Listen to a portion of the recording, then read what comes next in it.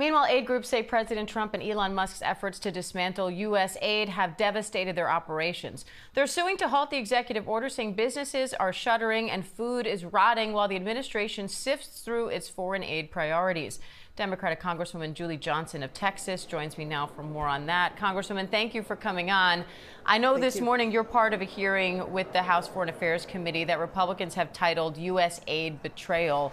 But you've come out against dismantling U.S. aid, and you say Texas is already seeing an impact. What do you mean by that, and what's at stake here? Well, the U.S. aid program is really fundamental to our nation's safety.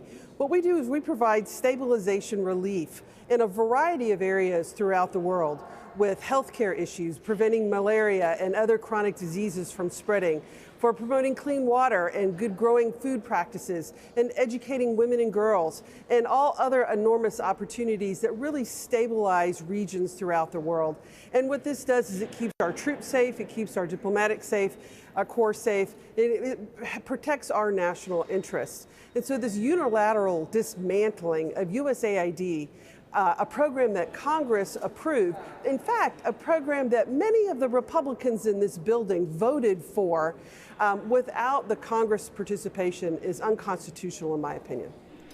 Now, voters elected President Trump in part because he promised to cut spending and put America first. Supporters are saying, listen, this is exactly what the American people voted for. What's your response to that?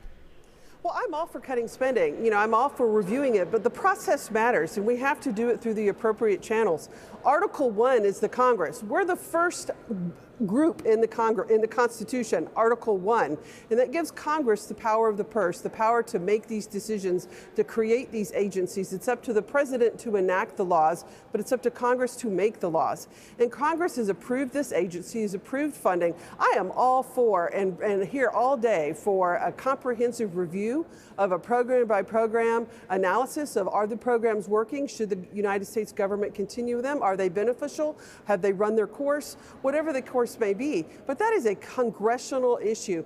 The reality of it is Republicans have consistently failed to bring responsible appropriations bills to the Congress. They can't govern, they can't lead, they can't pass these budgets. So unfortunately, the executive branch is having to whole scale engage in a constitutional assault on the Congress in order to get this done.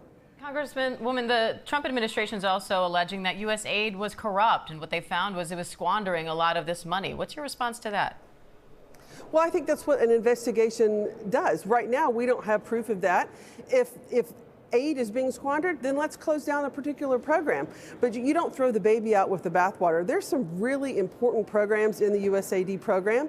Like I said, preventing malaria, preventing the spread of HIV and AIDS, educating women and girls throughout the country, providing farming practices so that countries can grow their own food and be self-reliant. There's some really great programs in this budget. But again, the executive branch does not have the constitutional authority to completely ignore the appropriations and governance required passed by the United States Congress. And I think that's really the issue here. It is Congress's role to review, evaluate, and appropriate, not the executive branch.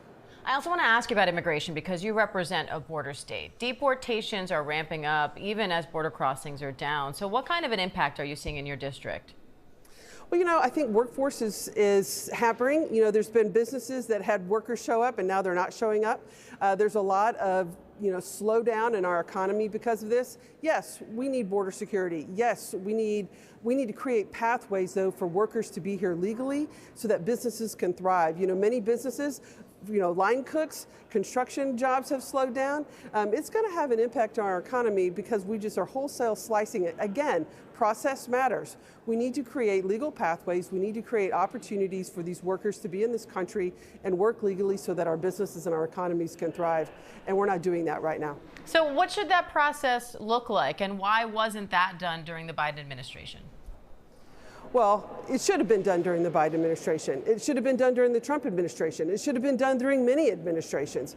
We've had a kick-the-can approach to our immigration from Republican to Democrat for decades, and it's something that the Congress needs to undertake and overhaul. Unfortunately, previous Congresses, why didn't it happen last Republican Congress? The Republicans have been in majority. They could have passed it. They could have done comprehensive immigration reform. They have completely failed to do that, and that is what our country is needed to do, and I'm hopeful that we can address it in this Congress. I'll be at the table ready to do it. And Congresswoman, I'm out of time, but quickly, do you see Republicans and Democrats being able to work together on this issue? On immigration, I'm hopeful. I'm a Democrat. I'm here ready to work with Republicans on this issue. Our country needs comprehensive immigration reform. We need safe borders, absolutely. But we also need a vibrant workforce. We have a lot of issues and a lot of businesses in this country that need immigrant labor, that need workforce, that don't have workers, and we really do need to solve both sides of the puzzle. All right, Democratic Congresswoman Julie Johnson of Texas. We appreciate your time today, Congresswoman. Thank you. Thank you so much for having me.